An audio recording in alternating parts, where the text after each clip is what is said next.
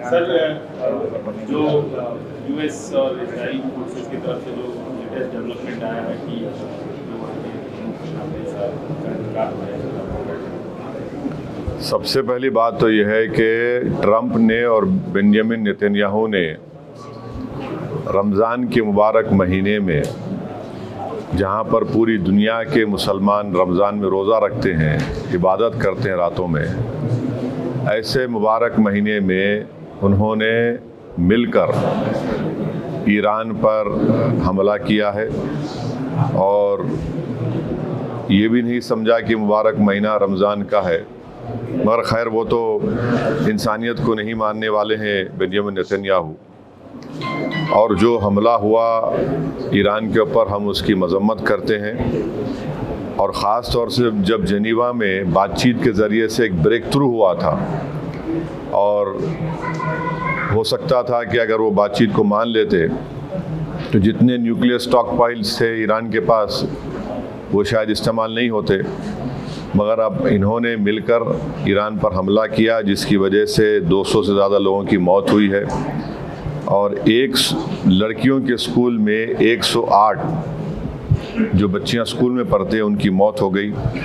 Ayatollah Khamenei की मौत हुई है और मैं इसको इमोरल और अनलॉफुल एक्ट मानता हूँ, आयतुल्ला खामेनी की मौत को। और मेरी तरफ से, हमारी पार्टी की तरफ से, ना सिर्फ उनके शिया वर्ल्ड को, बल्कि पूरे लोगों को जो उनको अपना रहबर मानते थे, शिया कौम उनको अपना रहबर मानती थी। और हम ये मुतालबा करते हैं कि ये जंग ख़त्म होनी चाहिए और भारत सरकार को इसमें अपना रोल निभाने की ज़रूरत है। और हम उम्मीद करते हैं कि मौजूदा बीजेपी की सरकार आयतुल्ला खामेनी की मौत को कंडेम करेगी, इस जंग को रुकाने की पूरी कोशिश करेगी। क्योंकि याद रखिए कि 10 मिलियन के करीब भारत के नागरिक गल्फ़ कंट्रीज़ में काम करते हैं। और अभी इत्तला आई कि ओमान के पोर्ट पर शायद हमारे एक इंडियन वर्कर की ज़ख्मी भी हुए हैं। तो ये बहुत, अगर ये जंग नहीं रुकेगी तो फिर ये बहुत आगे बढ़ेगी, ये टर्मोइल होगा पूरे इलाके में। और आपको अंदाज़ा भी नहीं है कि कई भारत के लोग जो उम्रा करने के लिए गए हैं और वो ट्रैवल एजेंट के ज़रिए जाते, पैसे देते, 2 दिन मक्के में या 3 दिन मदीने में, अब उनके पास पैसे नहीं हैं, वहाँ पे फ़्लाइट ही नहीं उड़ रही है वहाँ पे। तो कितनी परेशानी हो रही है। और साथ ही साथ आप ये भी बात जानते हैं कि हमारे जो पड़ोसी मुल्क है और जो इज़राइल है, ये दोनों मुल्क अपने पड़ोसियों को चैन से जीने नहीं दे रहे। अफ़गानिस्तान में हमला, और फिर इज़राइल जो है बार बार जून में ईरान पे हमला किया। और इज़राइल, बेंजामिन नेतन्याहू ने 70,000 से ज़्यादा फ़लस्तीनियों का जेनोसाइड किया। ये जेनोसाइडल रजीम है और जो हमेशा शरारत करते रहते हैं। तो ये मेरे एहसासात हैं अपनी पार्टी की तरफ से। और मैं उम्मीद करता हूं कि हमारी गवर्नमेंट ऑफ इंडिया खामनेई की मौत की मजम्मत करेगी। और अगर ये जंग नहीं रुकेगी, जो एक इल्लीगल है और कोई ख़तरा नहीं था किसी को, सिर्फ दबाना चाह रहे थे और जुल्म कर रहे हैं इस तरह वहाँ पर हमला करके, और इसके जो नताइज निकलेंगे वो बुरे निकलने वाले हैं। हम लोग अंडर एस्टिमेट कर रहे हैं, ये ख़त्म होने वाली नहीं। अगर ट्रंप और नेतन्याहू समझ रहे हैं कि रजीम चेंज होगा ईरान में, मैं नहीं समझता कि रजीम चेंज होने जाने वाला है। सर, पूरे वैश्विक पटल पे पहले ये जो टैरिफ का वो आया, उसके बाद वेनेजुएला की जो घटना घटी और ये घटना, इसको आप कैसे देखते हैं? क्योंकि अमेरिका लीड करता रहा है। नहीं, देखिए, जितना इंटरनेशनल रूल बेस्ड ऑर्डर था वेनेजुएला पे हमले के बाद, वो ख़त्म हो गया। अब और उसको आप ख़त्म कर दिए जब आप इज़राइल के साथ मिलकर ईरान पर हमला किए। जेनीवा में ब्रेक थ्रू हो गया था बातचीत का, ओबामा जब प्रेसिडेंट थे तो उन्होंने ईरान से JCPOA एक एग्रीमेंट किया कि सिर्फ 3% न्यूक्लियर फ्यूल बनाएंगे। ट्रम्प प्रेसिडेंट बने, उन्होंने उस ट्रीटी को ही ख़त्म कर दिया, तो ईरान 60% पे चला गया।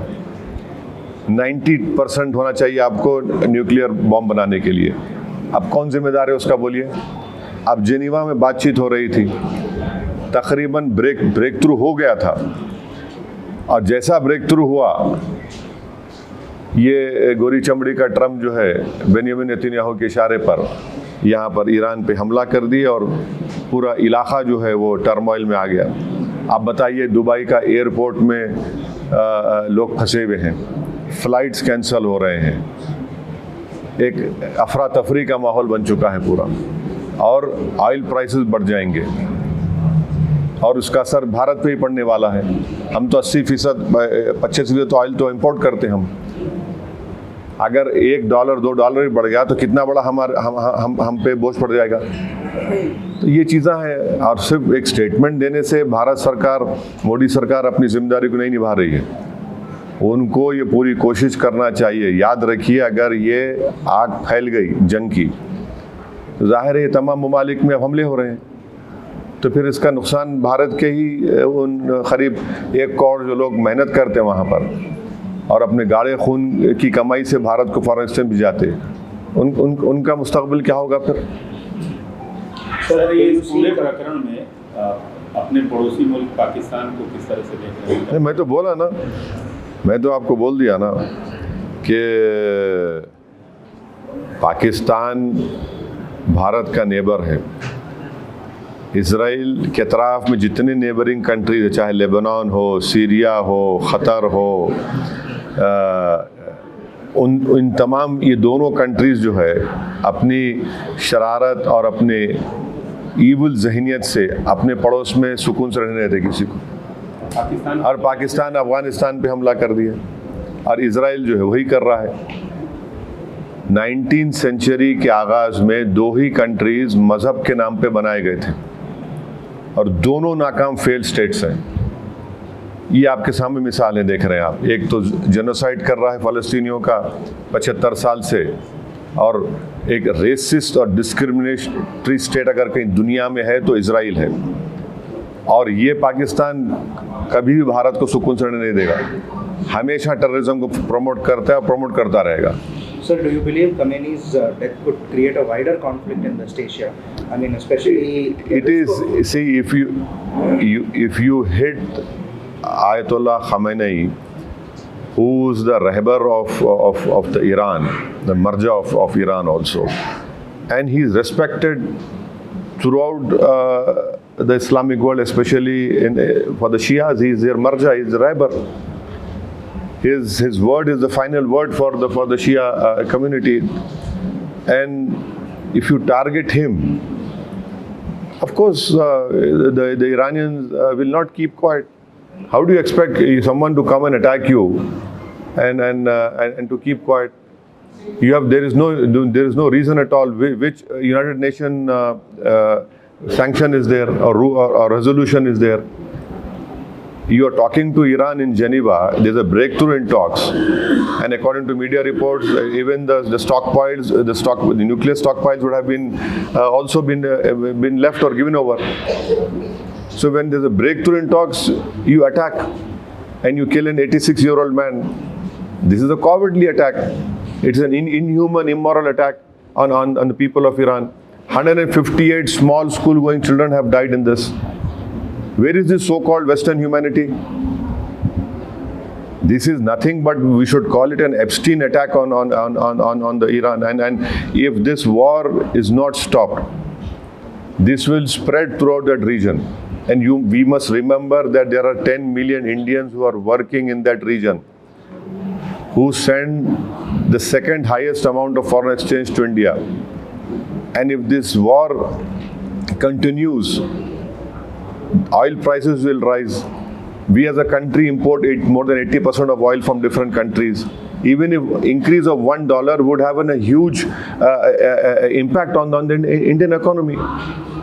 There are thousands of Indians who are stuck in Makkah and Medina because there are no flights who went to perform in Umrah. There are hundreds of people who are stuck at the Dubai airport, various airports, whether it is Saudi Arabia or Oman. And right now we had heard that one expatriate Indian worker has been injured in Oman. So we hope that the government of India, the Prime Minister Mr. Modi, will play a role in stopping this war. And he has a huge responsibility to take it forward. Because if this spreads, then there will be huge turmoil, there will be huge uncertainty, instability. And US has created that problem in Iraq, in so-called weapons of mass destruction, Libya civil war, Syria civil war, what is happening in Sudan, the world is seeing now. So Iran is a big country. These measures will not bring them a regime change over there. These people have been living under sanctions from last 30 years, 35 years. So are you expecting the Iranians to capitulate? I don't think so that will happen. Everyone has they have some sense of belonging, and they are a proud nation. So what do you think India's diplomatic stance की should be? एक मशहूर खिलाड़ी हैं, हैदराबाद की बेटी हैं PV Sindhu, वो भी फंसी हुई हैं।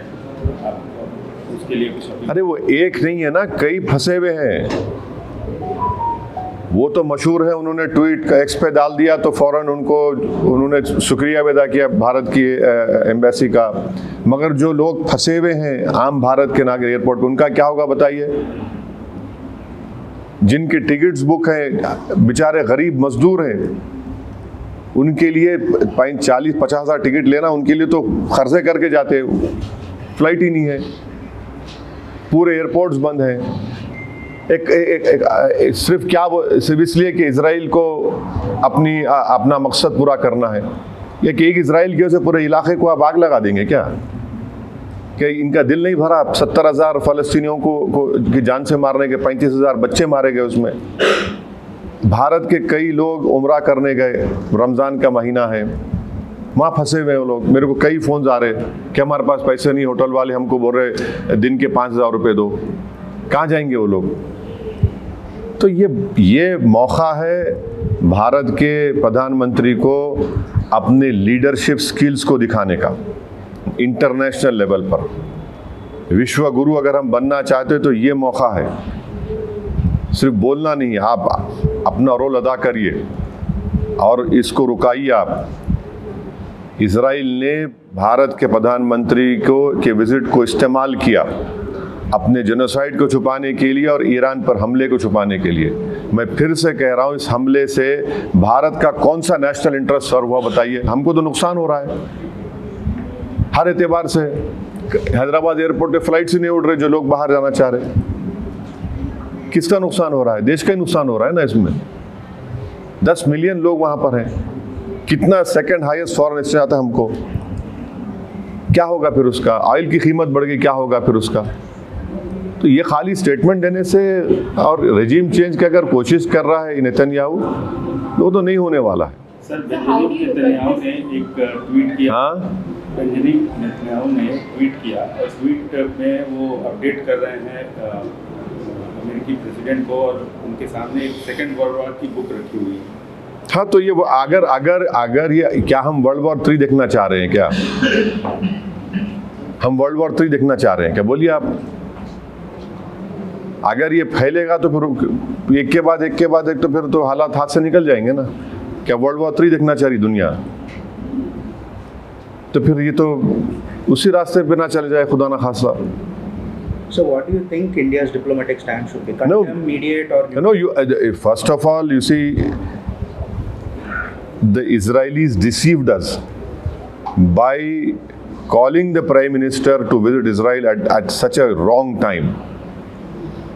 It was unwise of the Prime Minister to even go to Israel despite knowing what is happening in that whole area. They deceived the Prime Minister, they deceived 133 crore Indians, and then they do this drama of giving an award in Knesset which was never given. It was just created that time. and then to cover up their own genocide of Palestinians, and to ensure that India is to tell the message India is standing with Israel in vis-a-vis attack on Iran. How is that possible? So we hope that the government of India will condemn this assassination of Khamenei, and we must play an important role to stop this war. We have more to lose. You know, you have 10 million Indians living in that area. Of course, we have good relations with everyone, but that is also another responsibility on us. So how do you see that narrative of freeing Iran by this death of Khamenei? That's what the US and... What is this freeing? How can any country interfere in other countries' matters?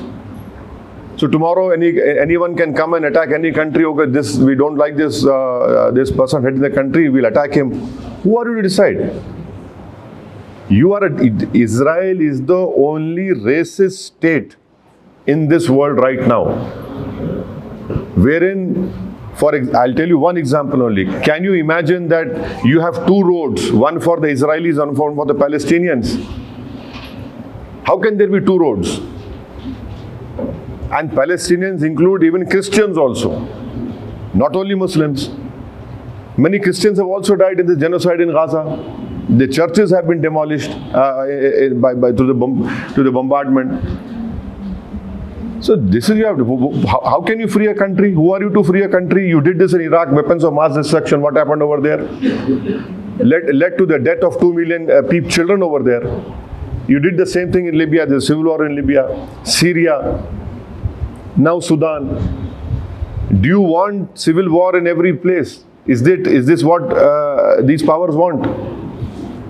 Sir, आपने international हवाले से बात की.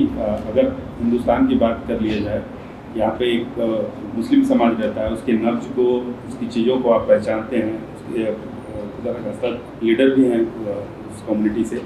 क्या हमारे अंदर, भारत के अंदर क्या असर पड़ सकता है? किस तरह की फीलिंग आएगी? नहीं, सवाल देखिए मुसलमान, हिंदू, ईसाई का नहीं है. सवाल ये है कि हमारी 80 साल की फॉरेन पॉलिसी की जो लेगेसी है, अफसोस के साथ कहना पड़ रहा है कि नरेंद्र मोदी उसको कमज़ोर कर दिए हैं. हम हमेशा न्यूट्रल थे इन मामलात में, और न्यूट्रल बिल्कुल थे, सबको मालूम था. आप इजराइल को विज़िट करके और आपके विज़िट के ख़त्म होने के बाद इख्तिलाफ फ़ौरन हमला हो गया. तो ये सवाल ये देखिए, भारत की जो 80 साल की फॉरेन पॉलिसी लेगेसी थी, उसका क्या होगा? सवाल ये है कि 10 मिलियन जो भारत के लोग इन गल्फ कंट्रीज में काम कर रहे हैं, इजराइल में भी है, ईरान में भी है, उनका क्या होगा? क्या होगा उन लोगों का? अब फंसे हुए हैं लोग. सर, मैं डोमेस्टिक जो अपना देखिए, डोमेस्टिक में हर इंसान जिसके दिल में सच्चाई को मानता है, जो इंसाफ पसंद है, वो मजम्मत करेगा इस अटैक की. आप होते कौन है? आप जेनीवा में बातचीत कर रहे हैं और ब्रेक थ्रू हो गया टॉक्स में, और आप हमला कर देते, इजराइल बोल रहा है बोल के. आप जीत कर आते इलेक्शन. ट्रम्प क्यों जीत कर इलेक्शन के कोई फॉरेन इंटरवेंशन नहीं होगा, वॉर्स नहीं होंगे, और आप कर दिए. जून में कर रहे, या फिर कर रहे आप. रजीम चेंज कैसे होगा बताइए? आप होते कौन रजीम चेंज करने वाले? यानी आप वेस्टर्न वर्ल्ड अगर बोलेगा कि नहीं ये खराब है तो खराब हो जाएगा क्या?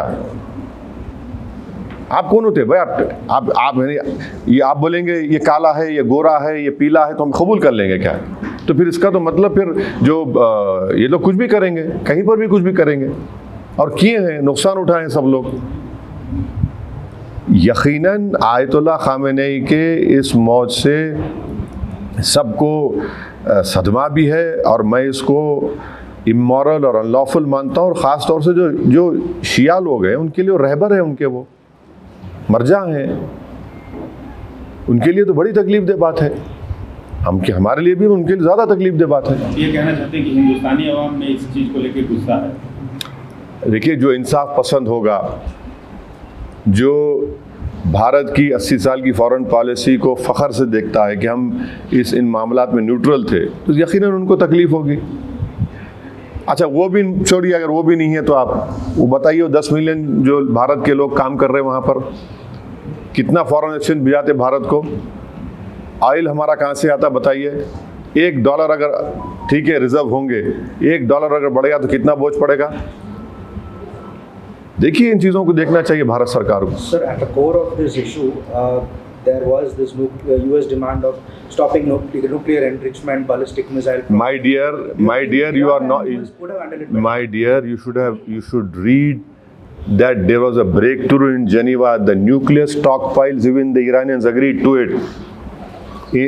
When Obama was the president, JCPO was signed, wherein it was told only 3% of the nuclear fuel or whatever it is would be used by the Iranians. They agreed to it. Trump removed that treaty. Iran went to 60%. There was a breakthrough in talks in Geneva, but you had to attack in the holy month of Ramadan.